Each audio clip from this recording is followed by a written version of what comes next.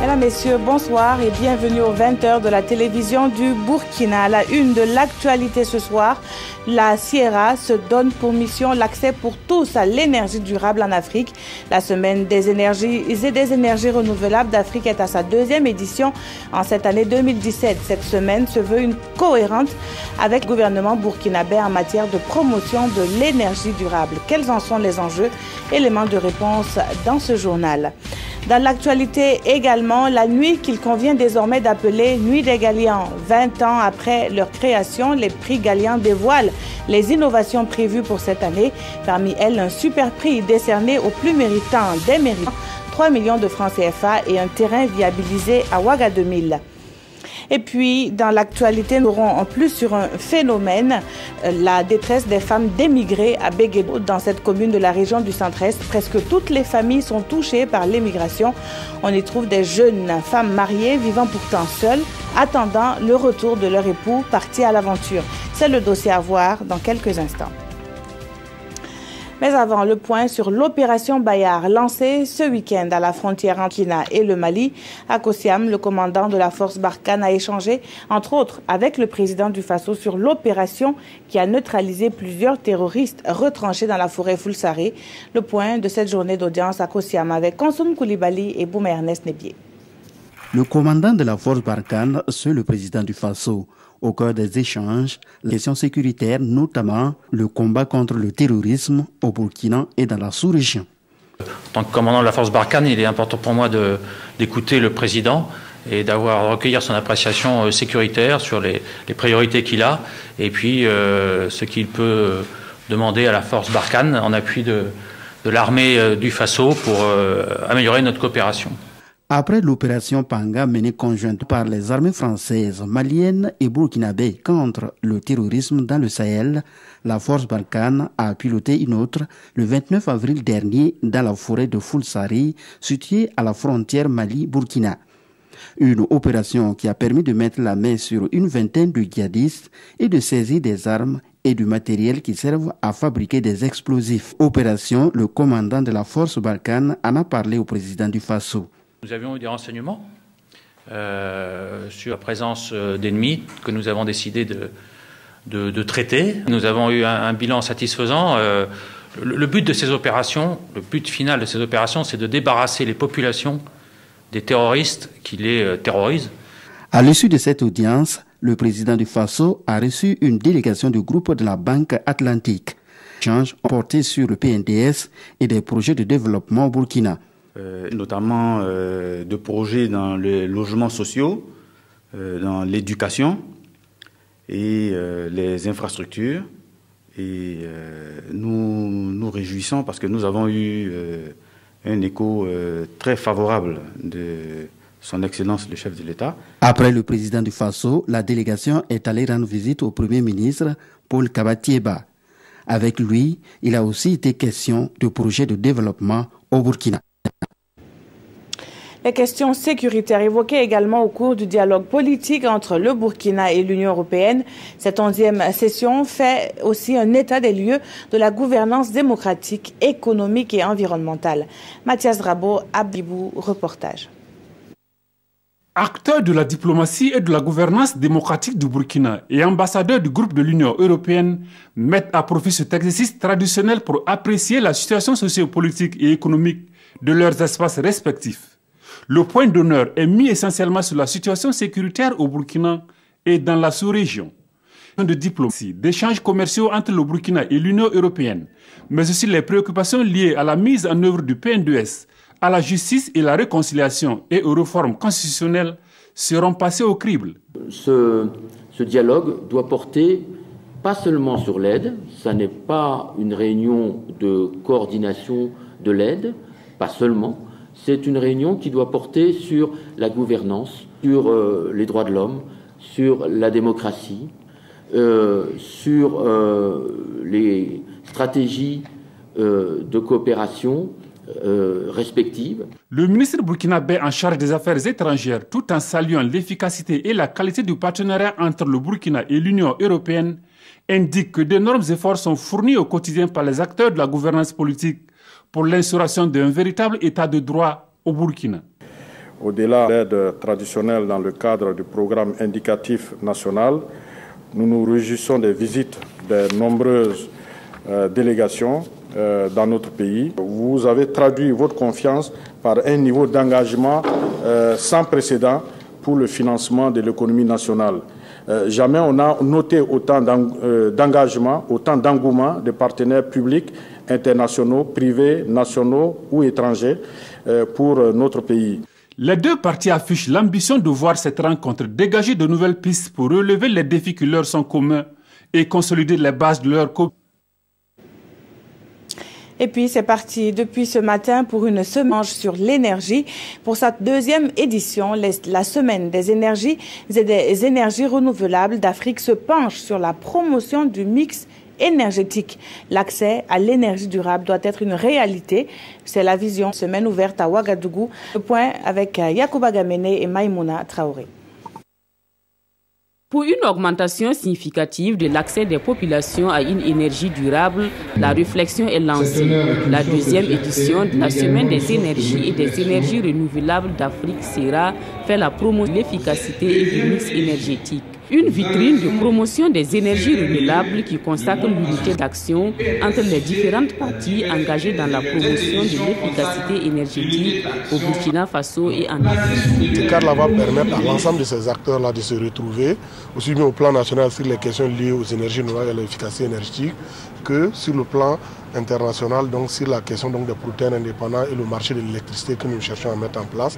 Donc c'est toutes ces thématiques-là qui vont être abordées pendant la SERA, et la SERA va être le cadre donc, qui va permettre donc, de pouvoir mettre en branle donc, toutes ces actions qui vont en étroite ligne aujourd'hui avec la politique énergétique. Et le Royaume du Maroc, pays invité d'honneur, est présent à cette deuxième édition de la SERA pour partager son expérience.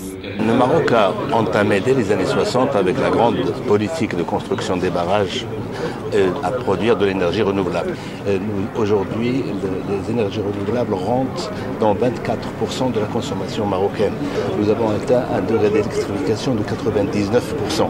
Le Burkina Faso est également engagé dans cette dynamique.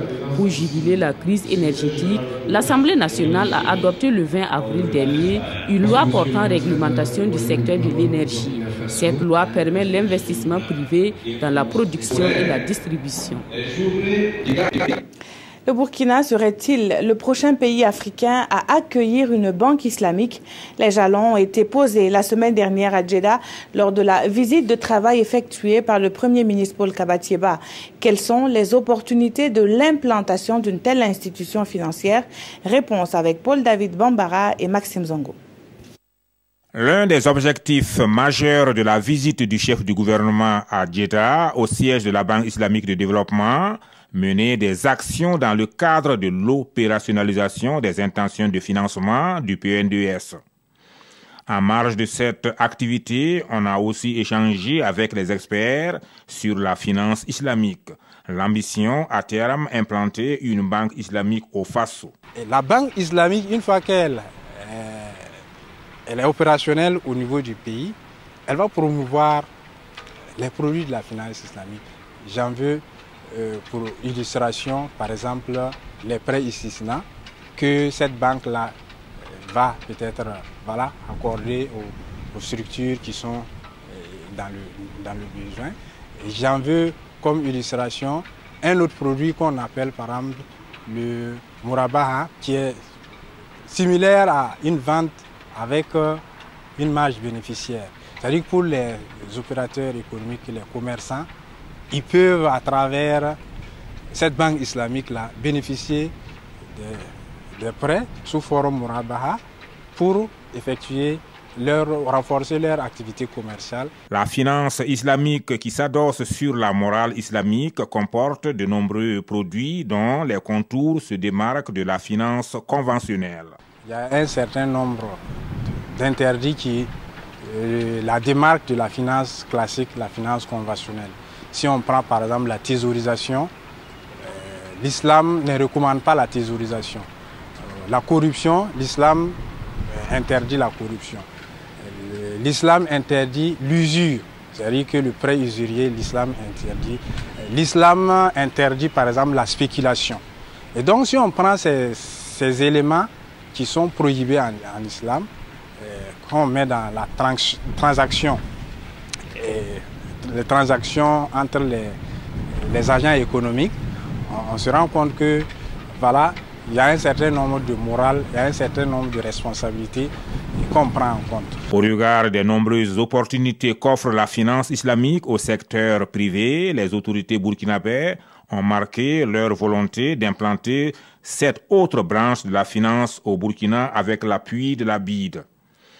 Au terme des échanges, la BID, selon les experts, a eu une oreille attentive à cette requête et rassuré la délégation qu'une mission sera envoyée dans les toutes prochaines semaines à Ouagadougou pour avoir des contacts avec les autorités compétentes. 5 départements ministériels bientôt dotés d'un référentiel pour mieux cibler leurs actions. Ils le doivent à une formation qui se tient en ce moment dans la capitale sous la houlette du département de l'économie et des finances en partenariat avec la Banque mondiale. Les experts outillés en la matière vont fournir une cartographie des risques. Jean-Eudes Bayala, Moumouni Soubeiga, explication. Dans un contexte marqué par le lancement et la mise en œuvre des projets et programmes de développement, le département de l'économie, des finances et du développement a opté de renforcer les capacités des acteurs en matière de cartographie des risques. La cartographie des risques est la représentation synthétique du niveau d'exposition aux aléas qui peuvent avoir un impact sur la réalisation des objectifs d'une structure. Les actions à mener, considérant les points de vulnérabilité relevés pour améliorer les performances. L'efficacité et l'efficience dans la mise en œuvre de ces différents projets et programmes, c'est ce qui tient à cœur les autorités. C'est dans ce cadre-là que cet atelier est organisé au profit donc du corps de contrôle pour qu'ils puissent accompagner les différents ministères à identifier leurs forces et leurs faiblesses et surtout à préparer un plan de gestion donc de ces risques pour que nous puissions ensemble réussir la réforme dans laquelle nous nous sommes engagés et cela donc pour contribuer donc à l'atteinte optimale des objectifs du PN2S. La session de formation sur la cartographie des risques est organisée par le département en charge de l'économie, des finances et du développement en partenariat avec la Banque mondiale. Elle concerne 5 départements ministériels, la santé, l'éducation nationale, les infrastructures, l'environnement et le département de la femme, de la solidarité nationale et de la famille. Et justement, en santé, il faut désormais compter avec ce nouveau programme Be Healthy, Be Mobile, M-Cancer. Il se sert donc des technologies de l'information pour prévenir le cancer du col de l'utérus. Plusieurs milliers de femmes pourront ainsi en savoir davantage sur ce mal à travers leur téléphone portable. Le projet compte sur le lobbying de l'épouse du chef de l'État pour s'étendre. Reportage signé Daouda Ouattara et Mounira Kiri. Le projet Be Mobile M-Cancer du col de l'utérus entendait par là l'utilisation des technologies de la communication comme le téléphone portable pour prévenir et combattre ce cancer qui endeuille des milliers de familles chaque année. Un programme mobile de santé qui devrait contribuer à améliorer la santé des femmes au Burkina. À travers ce programme, les professionnels de la santé seront mieux outillés pour organiser des dépistages et le suivi des femmes, et ces dernières pourront recevoir les informations sur les mesures adéquates pour une meilleure prise en charge de leur santé. Des messages seront donc envoyés via le téléphone portable pour sensibiliser les femmes sur la nécessité d'un dépistage précoce du cancer, mais aussi les informer sur le traitement des lésions précancéreuses comme celle du col de l'utérus. Envoyer par exemple des messages à temps régulier à toutes les femmes sur l'information, sur les manifestations du cancer et sur les dispositions de dépistage existants et rappeler aux femmes à quel moment il faut aller au dépistage dans les formations sanitaires. Le programme M-Cancer a été conjointement lancé depuis 2012 par l'Union internationale des télécommunications et l'Organisation mondiale de la santé. Le Burkina est le deuxième pays après la Zambie à s'appuyer sur les technologies innovantes pour combattre le cancer du col de l'utérus. Demain, 3 mai, sera commémorée la Journée mondiale de la liberté de la presse. En marge de la célébration, le centre de presse Norbert Zongo a initié un atelier portant sur les médias face aux défis sécuritaires, un thème d'actualité qui interpelle le 4e pouvoir dans son ensemble. Moussa Ouedraogo et Talisa Wadogo nous en disent plus.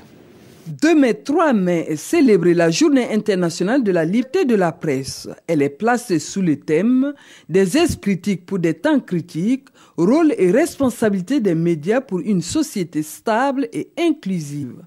Au Burkina Faso, le monde des médias, quant à lui, a décidé de commémorer cette journée sous le thème défis sécuritaires au Burkina Faso, rôle et responsabilité des médias. Un thème qui rime avec l'actualité du moment. Avec la montée des menaces terroristes, il y a effectivement des soucis par rapport au traitement de l'information, en tout cas par rapport aussi aux perceptions que ceux qui sont au niveau du front peuvent avoir par rapport sur le traitement de cette information.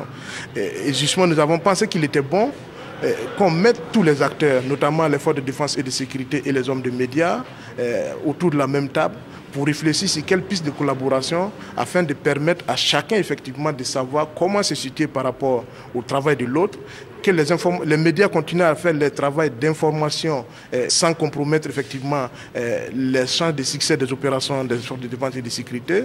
À la veille de cette célébration, hommes de médias, forces de défense et de sécurité et organisations de société civile mènent ici la réflexion sur comment vaincre le terrorisme au Burkina Faso. Nous avons demandé à l'état-major effectivement de venir nous communication autour de ce qui est comme les principales orientations en matière des efforts de lutte contre la protection de l'intégrité territoriale.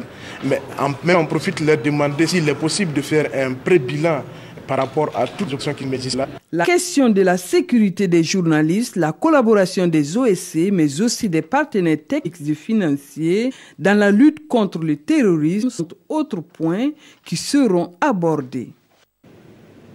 Restons avec les médias pour parler du 20e anniversaire des prix Galien. Et oui, c'est en 1997 que ces prix étaient lancés en vue de récompenser les femmes et hommes du monde de la communication. Des innovations sont prévues pour cette édition 2017 et elles ont été dévoilées au cours d'une conférence de presse animée par le ministre en charge de la communication. Le point avec Nongba Kouda et Draman Guéné. Pour cette édition de 2017, les Galiens ont eu du galon. 15 genres seront désormais en compétition avec bien sûr des genres omis. La valeur du prix Galien passe du simple au double, 500 000 francs CFA à 1 million de francs CFA. Il y a aussi l'introduction d'un sous-prix dénommé Super Galien qui récompense le meilleur de tous les lauréats. Vous avez donc 15 genres en compétition, 11 dans le genre production et 4 dans le genre technique. Et les genres-là sont notés. Et donc celui des 15 qui aura, on espère, au moins 17, pourra donc bénéficier de ce Super Galien.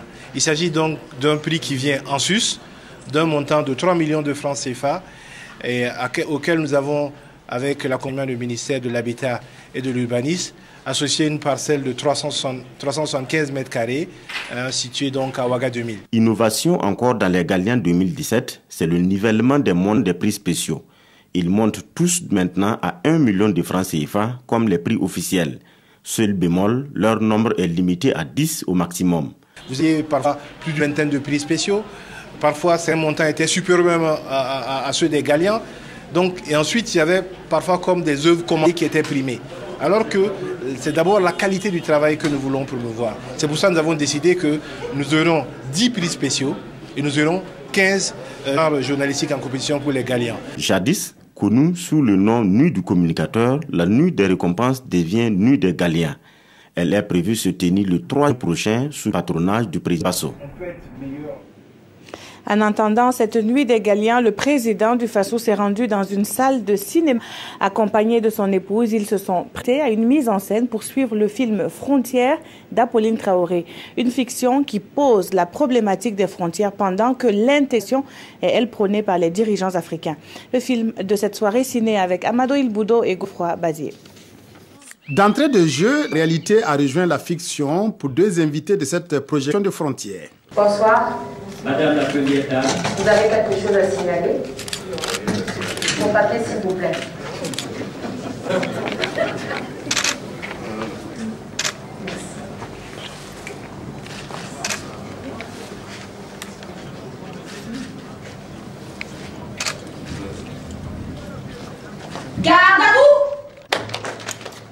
Ouvrez la barrière.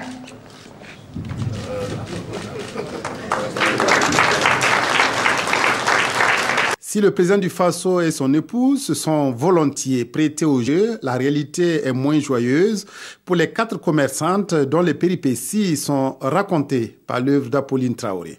Depuis que j'étais actrice dans ce film, j'ai beaucoup de respect pour les commerçants, les commerçantes. Et j'espère que vraiment le message, comme je le dis, Apolline a voulu faire passer, sera reçu. Et l'autorité, non seulement des pays membres de la CEDEAO, mais toutes les autorités en général, ont lutté contre la corruption. Œuvre de fiction qui évoque les pérégrinations fatales en Ouest, frontières sur un hymne à l'intégration africaine. Au-delà de ce que nous appelons fiction, sont traitées de les routes africaines. Et je pense également que c'est une interpellation pour que l'intégration africaine soit véritablement une réalité.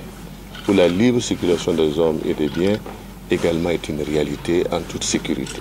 Les frontières sont des barrières artificielles que la sous-région a de la peine à abattre et c'est un combat qui incombe aux politiques.